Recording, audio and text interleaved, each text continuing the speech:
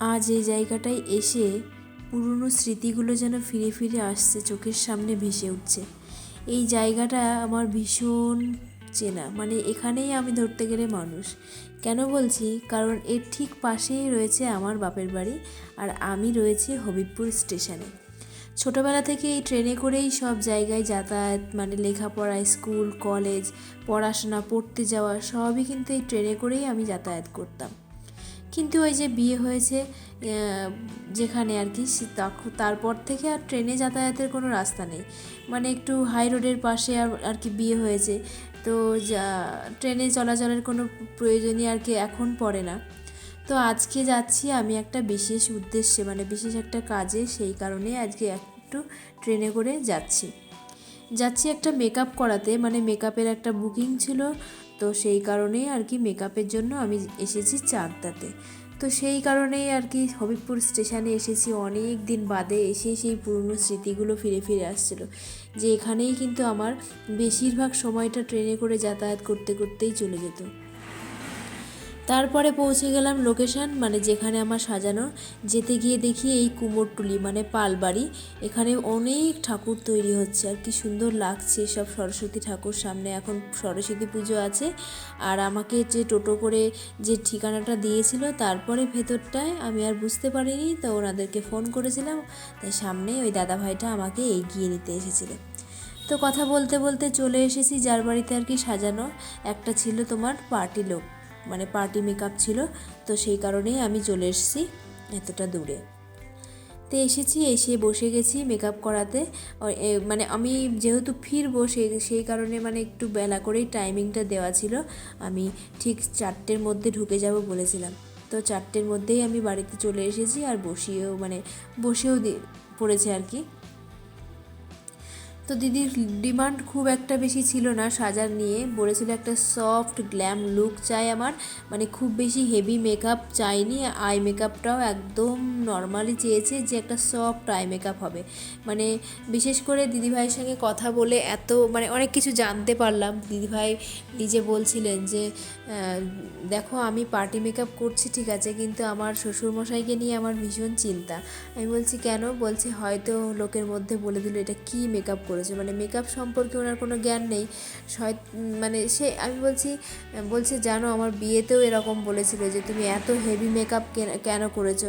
আমি বলছি এরকম বলবে? তা বলছে আমার না খুব টেনশন হচ্ছে, মানে তুমি আমাকে এমন মেকআপ করো যে নো মেকআপ লুক। আমি বললাম ঠিক আছে, তোমার চিন্তা নেই, আমি একটা মেকআপ করে দিচ্ছি তোমার, তুমি হলো টেনশান করো না। মানে সাজতে গিয়ে প্রচুর টেনশান করছিল যে শ্বশুরমশাই কী বলবে। তা আমি বললাম যে না, কোনো টেনশান নেই, তোমাকে কিচ্ছু হবে না, আমি তোমাকে লুক দিচ্ছি সুন্দর, যে নো মেকআপ লুক। তো সেই কারণেই আর কি টেনশন করছিল। তাই বললাম ঠিক আছে, তুমি বলো যে তোমার কেমন একটা লুক চাই। তাই বললো যে একটা সফটের মধ্যে লুক দেবে, যাতে মেকআপটা যে হেভি, মুখের মধ্যে কিছু একটা ভারী ভারী কোনো একটা কিছু যেন না মনে হয়। তা আমি সেভাবেই চেষ্টা করছি। তো আমার ভিডিওটি যে যেখান থেকেই দেখছেন, সে একটু ফুল লাইক দিয়ে ভিডিওটি পুরোটা দেখবেন, আশা করছি আপনাদের ভালো লাগবে। প্রত্যেক দিন তো একটা করে ব্লগ ভিডিও দিই, কিন্তু প্রত্যেক দিন দেওয়া হয় না, এখন একদিন পর পর করে দিচ্ছি। কিন্তু আজকে একটু অন্যরকম করলাম, কারণ ব্লগ ভিডিও তোলা আমার হয়নি, মানে এতটা কদিন বিয়ের সিজনে ব্যস্ত ছিলাম আমার পার্লার নিয়ে, আমার কাজ নিয়ে, সেই কারণে বাড়ির কোনো ব্লগ আমার আর তোলা হয়নি। যেহেতু আমি ব্লগই ছাড়ি, কিন্তু ভাবলাম যাক, যা আছে আমার সেটাই আর কি দিই, সেটাই সবার পছন্দ হবে। পছন্দ হোক বা না হোক, একটু মানিয়ে নিয়ে একটু কমেন্ট করে জানাবে যে কেমন লাগছে আমার এই ব্লগগুলো। আর নতুন যারা দেখছেন আমার ব্লগটা, তারা একটু সাবস্ক্রাইব করে পাশে থাকবেন। আর পুরনো যারা বন্ধুরা আছেন, তারা তো আছেনই আমার পাশে, একটু সম্পূর্ণ দেখে পাশে থেকে যাবেন। আর এই পর্যন্ত আমার ব্লগে যদি কোনো অংশ আপনাদের ভালো লেগে থাকে, তাহলে একটু কমেন্ট করে জানাতে কিন্তু ভুলবেন না। তো চলুন এবার মেকআপটা ঝটফট আমি করে নিই, তারপরে আবার কথা বলছি।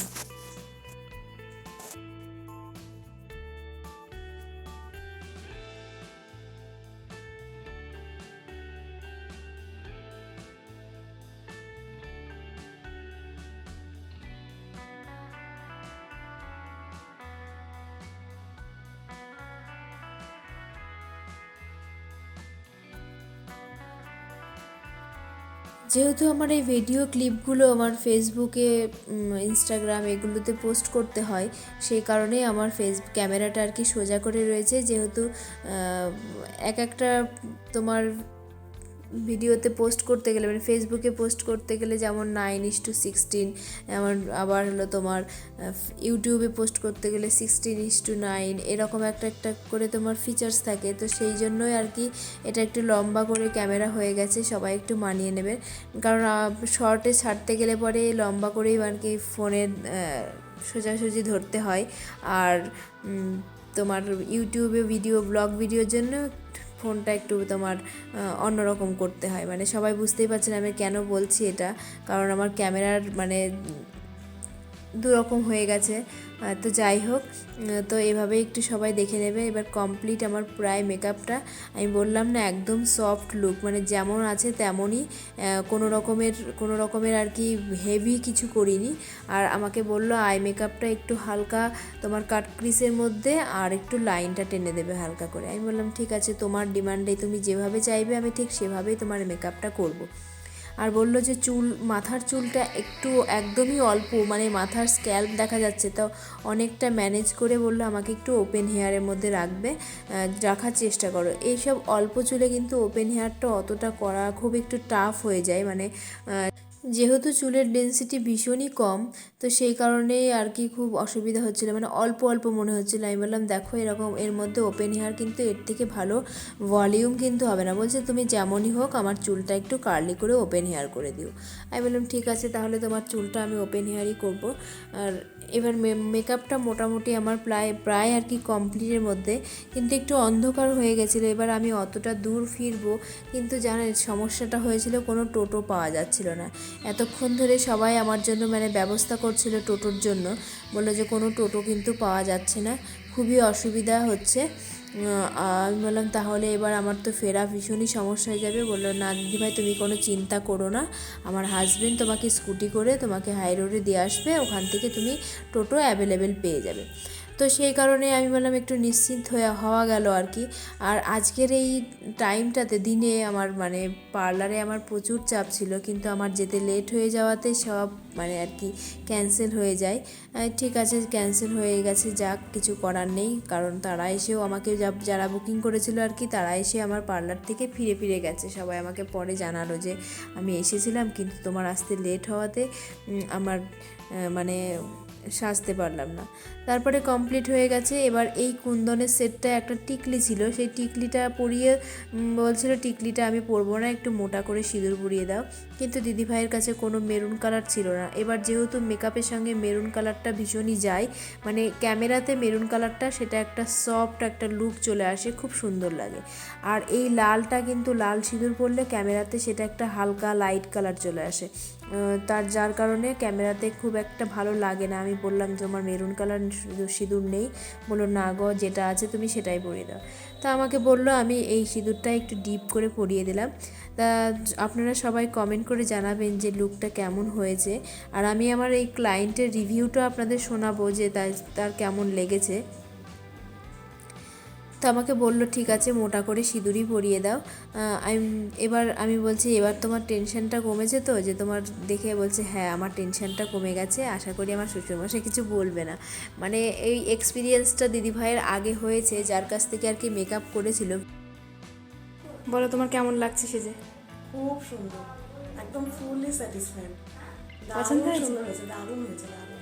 আচ্ছা, একদম যেমন চেয়েছিলাম ঠিক সেরকম হয়েছে। ঠিক আছে থ্যাংক ইউ। প্লিজ এবার আমরা বেরোচ্ছি।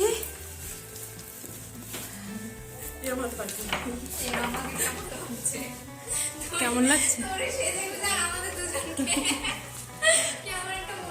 ঠিক আছে। এবার চলে এলাম আমি স্টেশনে। এসে দেখি মায়ের একটা সুন্দর মন্দিরে আলোটা জ্বলজ্বল করছে, খুব সুন্দর লাগছে। তা আমি একটু ক্যামেরা বন্দি করে নিলাম। আর সন্ধ্যার স্টেশনটা দেখতে খুবই ভালো লাগে। এবার চলে এসেছি। তো আজকের মতন ভিডিওটা আমার এখানেই শেষ করছি। টাটা।